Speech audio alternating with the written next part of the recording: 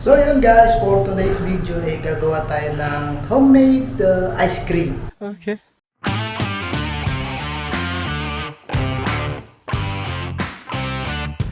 So ngayon, papunta tayo dito sa kabilang flat kasi manghihiram tayo ng pangkudkod ng buko. Pero hindi buko yung kukudkudin natin kasi mahal yung buko dito. So ang kukudkudin natin, o gaganunin natin, melon. Manghihiram tayo ngayon ng pangkudkod. Panghihiramin natin to. Itong pangkudkod ng buko. Hi Bading!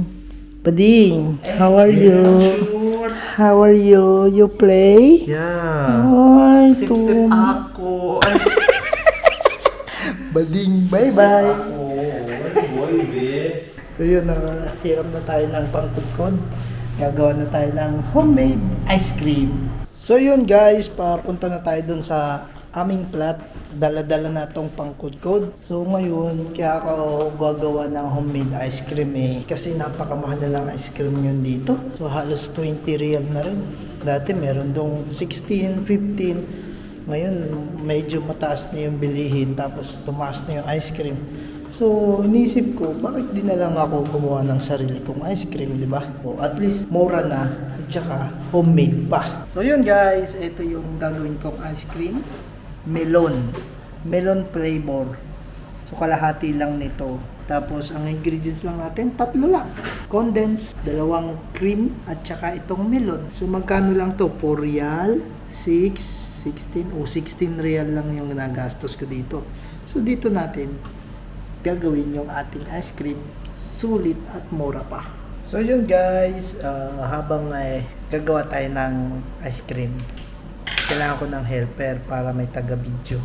So ako magbi-video, siya gagawa, siya magbi-mix gamit yung machine, yun o. Ilalagay niya na yung cream, 2 cream, tapos 1 condense. So nilalagay na po ni Kim yung isa pang cream. Parang naman po ito. Oo, tutumba pa eh. Ayan, tapos na po. Uy, ito. Gagamitin niya na yung machine. Ayan. Natalsik na talaga siya. So, lalagay niya na yung condense guys. Ayun. Busy siya oh. 1 condense lang yan, tapos 2 cream, tapos itong melon. Ini-scoop niya na po guys.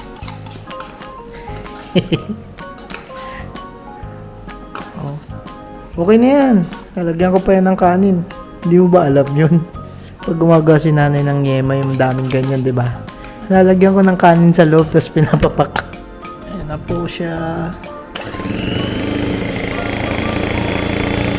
Di ba? Ang ganda.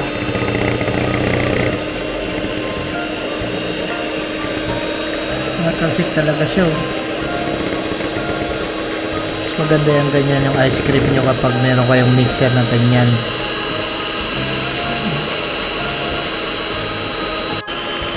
Diba? Nawawala yung bobo oh. Tapos lalagay natin tong melon. Tapos lalagay na sa rep. O, di ba? Ang bilis lang gumawa ng ice cream. Ay, may bubo pa.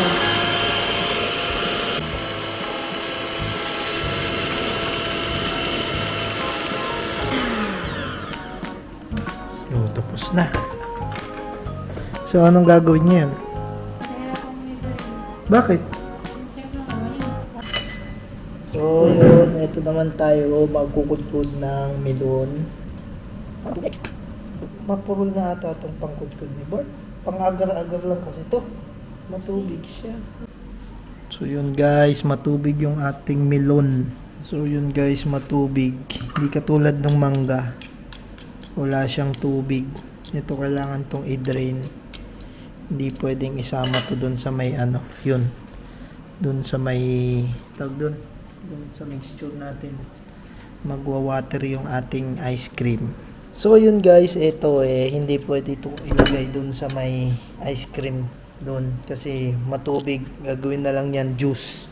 gagawin ko na lang, itong kalahati ng melon, hihiwain ko na lang sa maliliit. Tapos, lalagay na lang dun sa ice cream. Hiwa-hiwa, wag ng pangkudkud.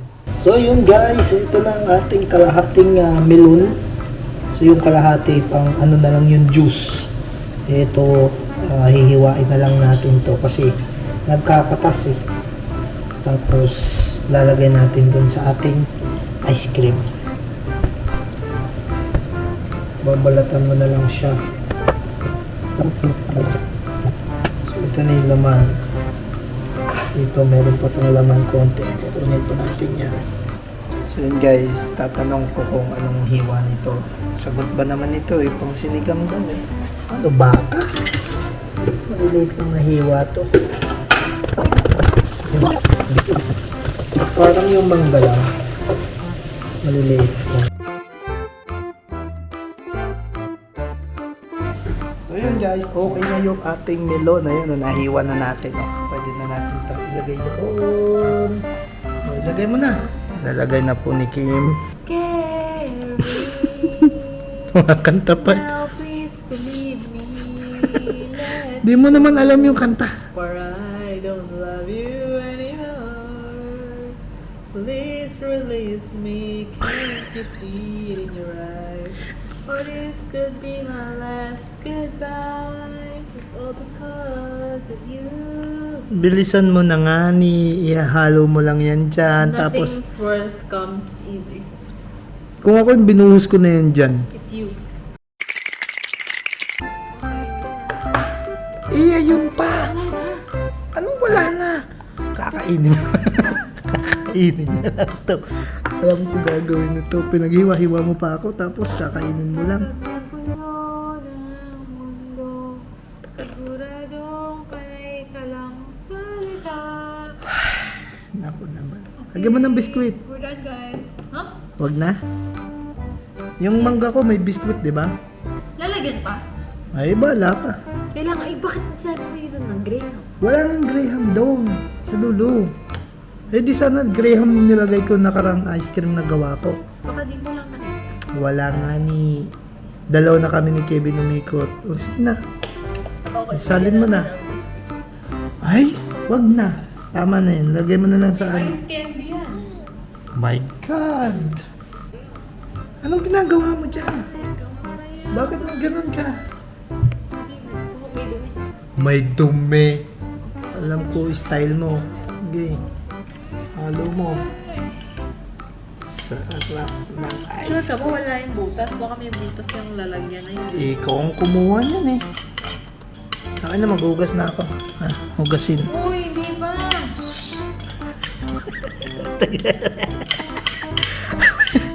Ano ba to? Ayan, ano, takpan mo na, takpan. Okay. Tapos, nagtabi siya. Anong gagawin mo dyan? Ha?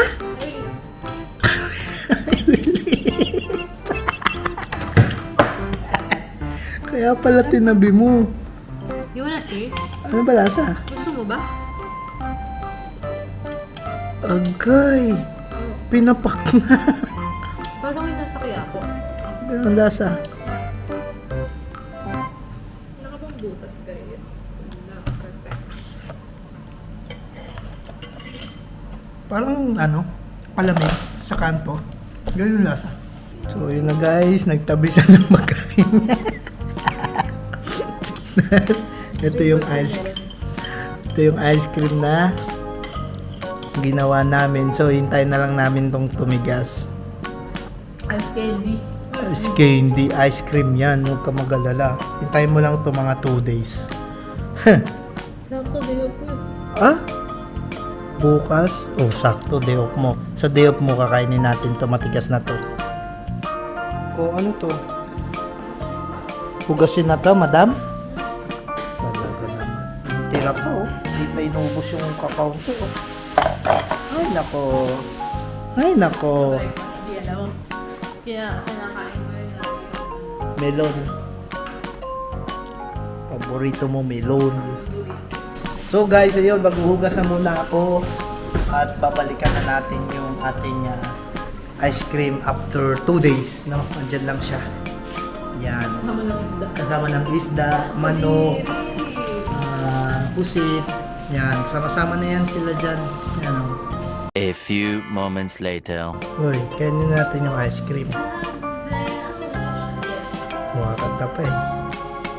Kainin namin yung ice cream. Let's go! Matigas na yun. Ayun na siya. Yan na. Ito na ang aming ice cream. Oh, tikman mo na. Buksan na namin yung aming ginawang ice cream. Ano ba? Wow, marupok.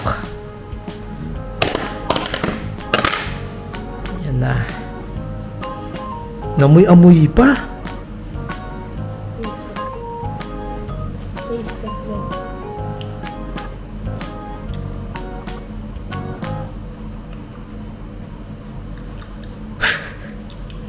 Ano?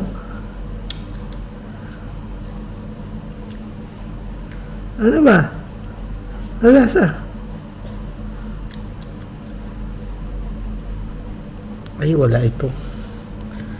Hindi sinasabi kung masarap o ano. Sige, sige lang ang ngata. Oh. Mas masarap yung mangga.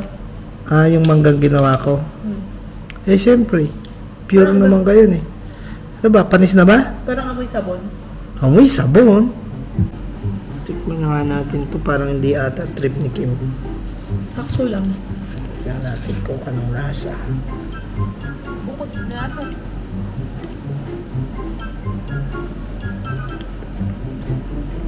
Oo nga. Mas masarap yung mangga. Ang sarap ng mangga. Parang cream lang yung lasa nito. Kasi siguro hindi lumasa yung melon dahil walang katas. Pwede na rin. Pwede na rin. Sakto lang. Kuha ka pa. Okay naman yung ilalim. Nandun lang sa ilalim yung ano mo. Flavor. Nasa ilalim lang pala yung flavor, kaya hindi siya naglalasa. Oh. Nandun sa ilalim yung linamnam. So, nasa ibabaw lang kasi yung kinuha namin. Tingnan natin to kung malasa ba talaga. Meron lang na. Ay, oo nga. Wala sa ilalim. Baka meron na. Yung ibabaw lang. Ibabaw lang pala yung ano nito. Ano? Kumatabang. Nandun lahat sa ilalim.